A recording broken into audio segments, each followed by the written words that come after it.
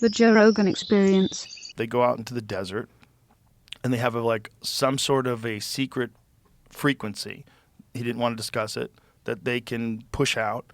They can send out the secret frequency, and it'll call them in, and that other people have done it simply by willing them in. Yeah, that's what I did. So sitting there and putting out this message that you're trying to communicate with them, and then eventually they show up. Yeah, I can't speak to technologically assisted psionics and all that kind of stuff, but do you want to hear my UFO story? Okay. So, first of all, where did you come up with this idea on your own, or did you hear about people doing this? No, I heard of it from someone who's a quite polarizing figure in the UFO community. I know you've spoken to him, Dr. Stephen Greer.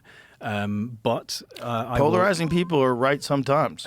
He's right on this. Yeah, they could be right on a lot of things. He's right on this, and I know that a lot of people have issues with Greer, but he was actually my intro into the UFO subject. So I'll tell you the story. Sorry about my throat. Let me just take a sip of water, actually. No worries. So this was... How did he find out about it? It's a good question. He had a near-death experience, I believe, and from that was actually apparently communicated to and shown things that when he came out of that experience, he became... a samadhi type, teacher, and of course, got profoundly interested. That's a great origin story. Brilliant origin story. My origin story was that I was really bored during COVID. No, so honestly though, it was actually in 2019 that I had these experiences, and I do think that it's very important to lay a bit of foundational groundwork, because I think a lot of people will recognize this as well, and it's something that you mentioned with Bigfoot being in a high-stress environment in the forest. Maybe that changes your perception. And I think that there's a degree of trauma and a degree of intense emotional moments that can bring about paranormal experiences. I don't know why, but it does seem to be something that a lot of people relate to. Yes, I was in a very dark time. Yes, I was having a very traumatic time. Or yes, I was going through something. And then this happened. And so for me, I was in my third year of university and struggling. Just had a whole mix of personal issues going on. So I ended up kind of dropping out before I finished, and was just in a really bad rut. And my dad was worried about me, and he said, "Look, I'm out in." This is a bit of a long story, but it's important to lay this foundation, I think, before I talk about what I actually experienced, because it plays in. My dad was worried. He was out in France at the time, and he said, "Look, do you want to come out and stay at this place with me and just kind of relax and bring yourself back to normal?" I was like, "Yeah, okay." So I came out, and he was like, "I've got these books that I've been reading. I think they'd be really beneficial for you. You should read them." And I was like, "Okay, I don't see how a book's going to change." Does he anything. often recommend books? Not massively, no. In fact, no. This was the only time he recommended books, which is interesting. And they were a series of books called Conversations with God by Neil Donald Walsh. Have you ever heard of them? No. Okay, so it's interesting. It kind of ties into, I suppose, the channeled works, things that people believe they received. Oh, wait a minute, I have heard of this. Yes. He's quite well known. He's quite well known. He, was a radio DJ, broke his neck in a car accident, became homeless, finally managed to get back on his feet, but was still struggling, wrote an angry letter to God, and then apparently woke up at 3 o'clock in the morning and was having voices literally telling him to write things down. And so he wrote all of this down, and this became Conversations with God. It's literally a dialogue of him asking questions and him receiving answers, which he interpreted as from God. Now, that is intense, and I'm definitely not here to say this is a Bible and everyone should read it. However, it was incredibly impactful for me at that time. The things that I was reading about, it was a very different idea of God, universal consciousness leaning towards more than some weird patriarchal cloud living figure that just never made sense to me. So it got me in, and I was reading it, and it helped tremendously, weirdly enough, which I didn't expect. And that put me on a path towards researching metaphysics and philosophy and science and consciousness, and that's where it really started for me. But then a couple years down the line, I found myself in another depression, in a sense, because I felt like I'd accumulated a lot of information about various different topics that I thought were these big questions and big answers and big esoteric things. And I just got to a point where I was like, none of this is actually helping me in my life. In fact, I'm actually feeling fucking worse for looking into all of this thing. I don't know how this is going to benefit me. So I was sitting on my bed one night, and I guess you could call it a prayer. I just sat on my bed and said out loud to the universe, I need something that validates all of this. If I'm meant to be looking into these big picture questions about the universe and consciousness, if there's something tangible here, I need to know, and I want evidence, and I'm ready for it. So give me it. I want that. And then a week later, my best friend at the time, he was like, hey, I was watching this documentary. You've got to check it out. It's called Unacknowledged by this guy called Dr. Stephen Greer. And this is my first introduction to the UFO subject. So I was like, okay, cool. Sit down and watch that. Very good documentary. All of these different, high-level officers and missile launch guys talking about UFOs. It got me in. And then near the end of that is when he brings up this concept of CE5, initiating contact with these. You can actually have your own experiences by getting into a particular meditative state. If I hadn't been making that request on my bed the week prior, I probably just would have watched that documentary and gone about my life. But it felt like a very strong message to me personally, because I've been asking for something to validate these ideas around consciousness. Now there's a guy saying, yeah, you can actually have an experience by going out and attempting to, ask for one. So talk me through the process of actually doing that. So he has... Did you get it on the first try? No. How many times did you try? It was a weird gradual thing where things were happening in the sky that were enough to keep me going out, but not enough for me to be like, okay, this is legit. So how many times did you go out before it worked?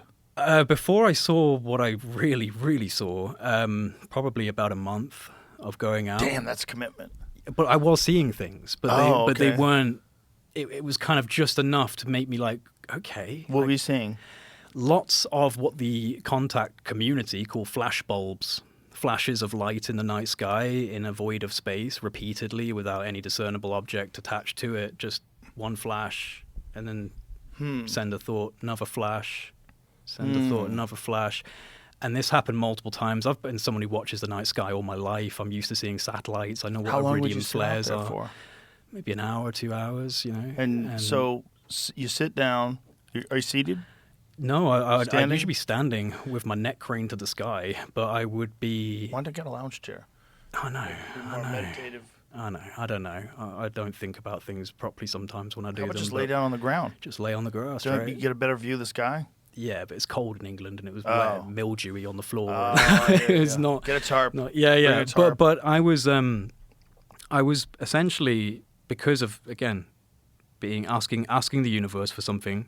The universe seemed to be giving me some sort of response. It kind of lit a fire up under me, and I started going outside.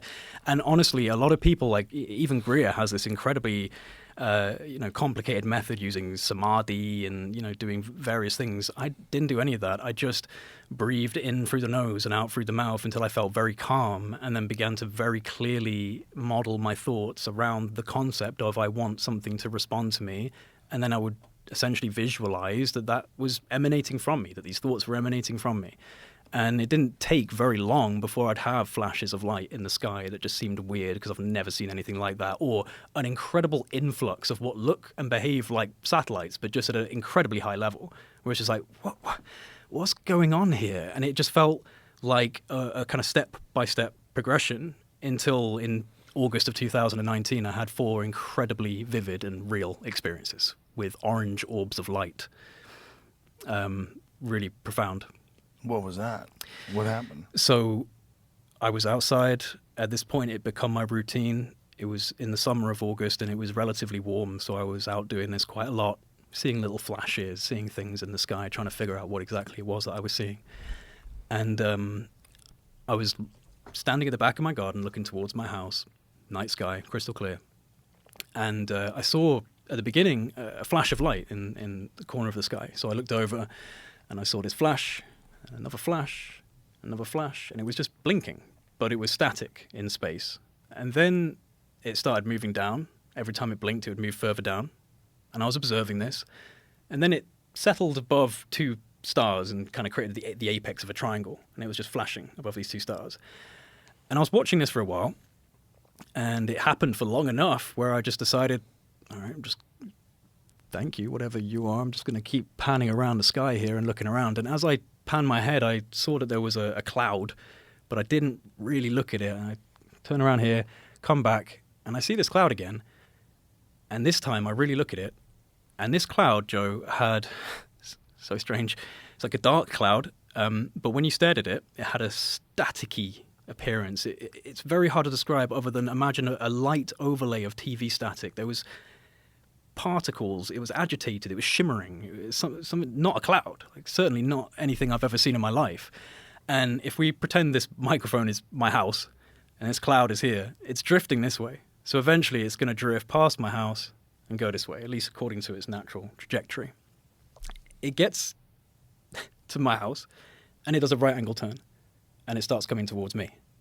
So eventually it's going to be above my head, this cloud-like formation. A cloud does a right angle turn in the sky. Abrupt, as in 90 degrees. It's going like this, and now it's going like this towards you. High up in the sky, but it's now in my path. Complete 90-degree shift from its trajectory. And I saw it, like a jarring, bloop, now it's going this way. Okay, so at this point, I'm rooted in place.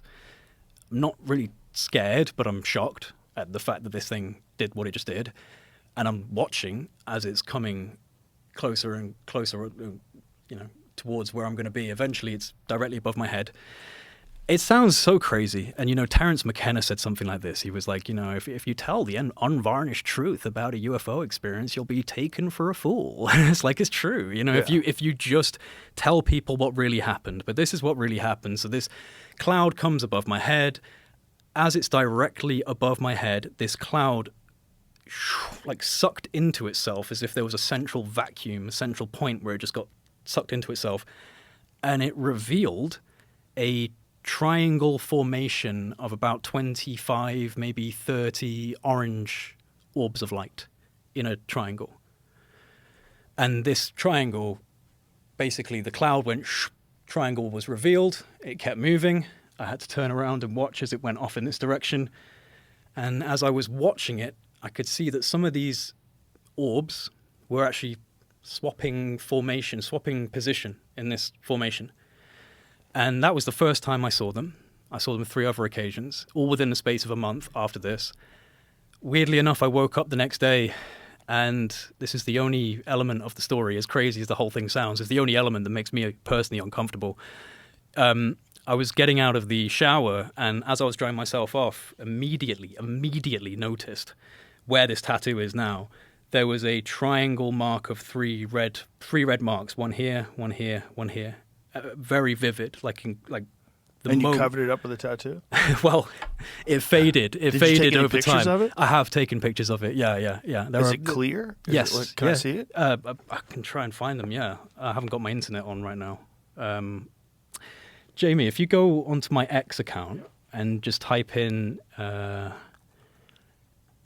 J. Anderson marks on arm, maybe that will come up. I'm sorry, I should have really sent that ahead of time, but I do have images online. People have seen them, and I've discussed it many times. Did it look like a wound? Did this it is look the thing. like a tattoo? So 3 red marks, no bump, no scab, no itching, no feeling of discomfort. There was a slight shine to them, as if it was almost like a healed over burn, and this was very vivid. It didn't dissipate for over a year. It was on my arm for about a year before it faded away, eventually faded away. And then I got Hermes Trismegistus tattooed on my arm. But weirdly enough, I got this tattoo and then got invited to Egypt. But yeah, I had these experiences. I had another experience where they came down and hovered above my house. Can I ask you this? So these orbs, yeah. There you go. Wow. Thanks, Jamie. Thanks for that. That is weird. It looks like you burned 3 cigarettes on your arm. That's what some arsehole online definitely claimed, but I didn't. Well, that's what I would say too if I was an asshole online. Yeah. That's crazy. Yeah, this I noticed it immediately. I'm weird. Not particularly comfortable with it. I don't know what it really means. I'm a bit of an idiot, Joe, because I should have gone to a dermatologist. I should have actually had someone look at it. Branded, but like cattle, son. Well, that's kind of what I think. And at the same time, let's keep an eye on this one. Can I even be mad at them? I was like, show me, give me evidence. I want to sign. Well, fuck it, fine then. Right. There you go, dude. I would say whatever that is on your arm, who knows? Maybe a dermatologist could explain it. It's just a coincidence. But the actual thing itself is far more interesting to me. And because one of the things that people always say is, if they were out there, what wouldn't we see them? Like, God, if they could come here from another dimension, or if they can come here from another planet or another solar system, don't you think they could probably hide? We're pretty good at hiding. Don't you think we have technology right now, like the stealth bomber stuff, that diminishes the radar signal. Exactly. You can't pick them up on radar. So why would it be impossible to somehow or another manipulate your visual field, project what looks like clouds on the outside?